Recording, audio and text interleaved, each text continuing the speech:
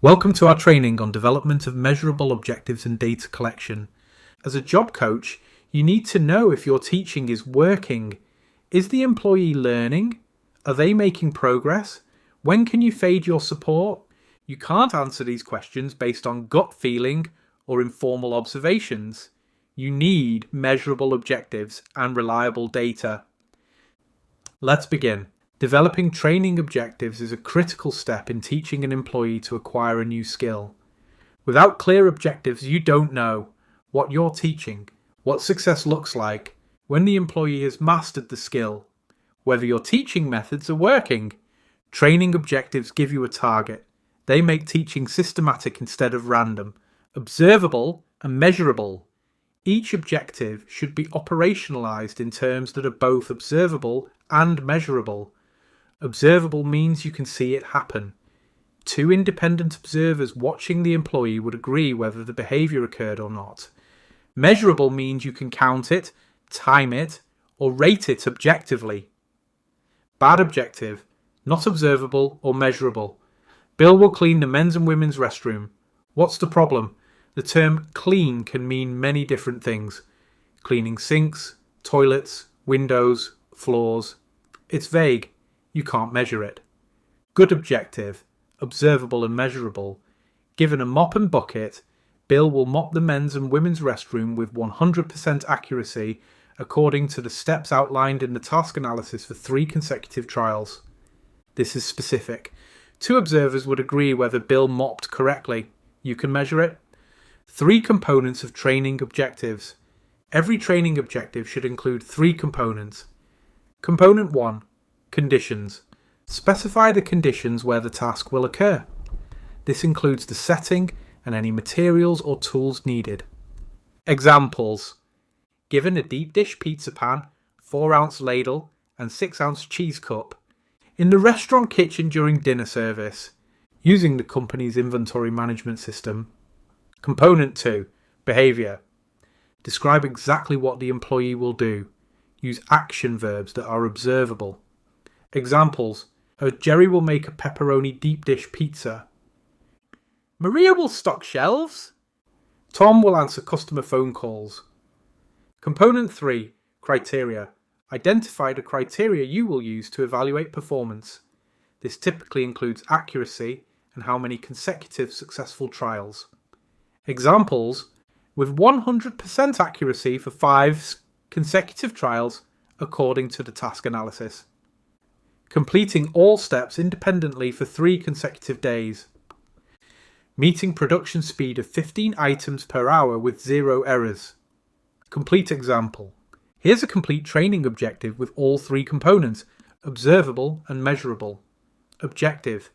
Given a deep dish pizza pan, 4-ounce ladle and a 6-ounce cheese cup, Jerry will independently make a pepperoni deep dish pizza with 100% accuracy for 5 consecutive trials according to the steps outlined in the task analysis. This objective is clear, specific, and measurable. You know exactly what Jerry needs to do and how you'll know when he's mastered it. Writing clear descriptions.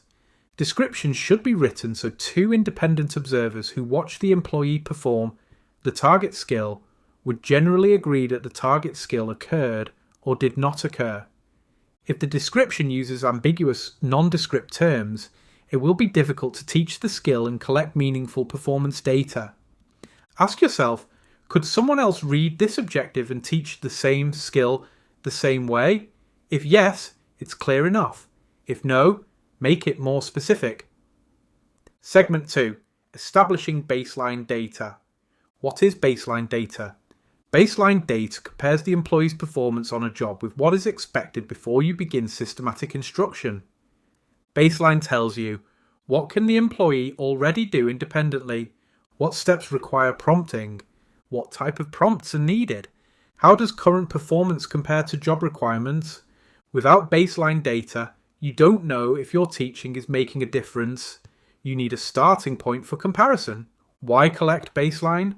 Reason 1. Identify what the employee already knows. By collecting baseline data, you'll identify which steps the person already knows how to do, without prompts, correction, or reinforcement. Don't waste time teaching what they already know. Focus instruction where it's needed. Reason 2. Determine the controlling prompt. Baseline shows you what level of prompting the employee needs to perform correctly. This helps you select appropriate teaching strategies. Reason 3. Measure progress. Following instruction, baseline data is compared to instructional data, so the employee's mastery of a particular skill can be measured. You can see improvement over time. You can prove your teaching is effective. Reason 4 is make decisions. Baseline data lets you and the team know if an instruction strategy is effective. If the employee isn't making progress, you know you need to adjust your approach. What to measure in baseline? Baseline data may measure several different skills or behaviours. Speed/productivity. Does the employee complete the task on time? How fast do they work? Can they stick to the schedule and get everything done? Independence. How independent is the employee at performing tasks with normal supervision? Which steps are not completed without prompts? What level or type of prompting is needed? Accuracy. Does the work meet quality standards? Are steps performed correctly? Behaviour. Is there a behavioural issue that needs to be addressed? Are there any interfering behaviours that prevent task completion? How to collect baseline. For tasks with clear sequences, use your task analysis. Observe the employee performing the task. Record what they can do independently and what requires prompting. For jobs with routines, observe across multiple work shifts. Document whether the employee completes routine tasks independently and on schedule. For jobs with variable tasks, observe how the employee responds to different types of directions and situations. How long to collect baseline? Typically, collect baseline data across 2 to 3 sessions or trials. This gives you a reliable picture of current performance. If performance is highly variable, collect more baseline data to see the pattern. Once you have stable baseline data, begin systematic instruction. Data collection methods and progress tracking. Why data collection matters. Data is critical in employment support. Without data, you don't know if your efforts are having the intended results. Data is used to guide development of the support plan, provide the only objective way to evaluate effectiveness, tell how and when to fade job coach support, identify if the target behaviour is the real concern or if other issues have greater priority. It's a mistake to make decisions based on informal observations or staff opinions.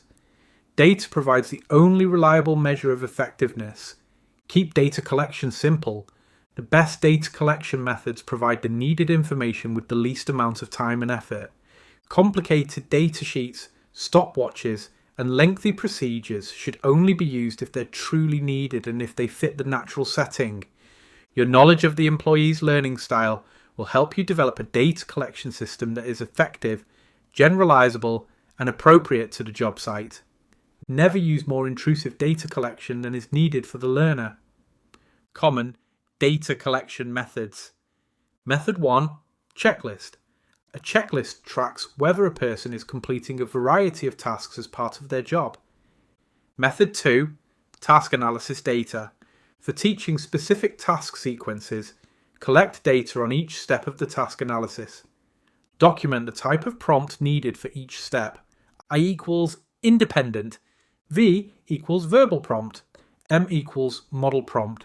P equals partial physical prompt. FP equals full physical prompt. Calculate percentage of independent steps. Compare baseline to instructional trials to see progress. Method 3. Frequency recording. Document each time a specific behaviour occurs. Use tally marks or counting. Example: tracking positive behaviour. Employee greets customers appropriately. Monday, 4 times. Tuesday, 7 times. Wednesday, 9 times. Method 4. Duration recording. Record how long a behaviour lasts. Examples: how long does the employee stay on task? How long does a tantrum last? How long does it take to complete the task? Method 5. Time sampling. To get a representative sample of behaviour without constant observation, check periodically. Example: check every 10 minutes to see whether the employee is working independently Record yes or no. This is useful when you can't observe continuously. Graphing data. Information documented on data sheets can be easily transferred and graphed to allow for visual inspection. Graphs make it easy to see. Is performance improving? Is it getting worse? Is it staying the same? Simple graph example. Baseline trials, 0%, 0%, 20%. Instructional trials, 71%, 85%, 71%, 85%, 100%, 100%. You can clearly see the employee is rapidly acquiring the skill. Using data to make decisions. Job coaches should review data periodically and use that information to determine whether to adjust instructional strategies. If the employee is making progress, continue current teaching methods. Begin fading support when criteria are met. If the employee is not making progress, analyze what needs to change.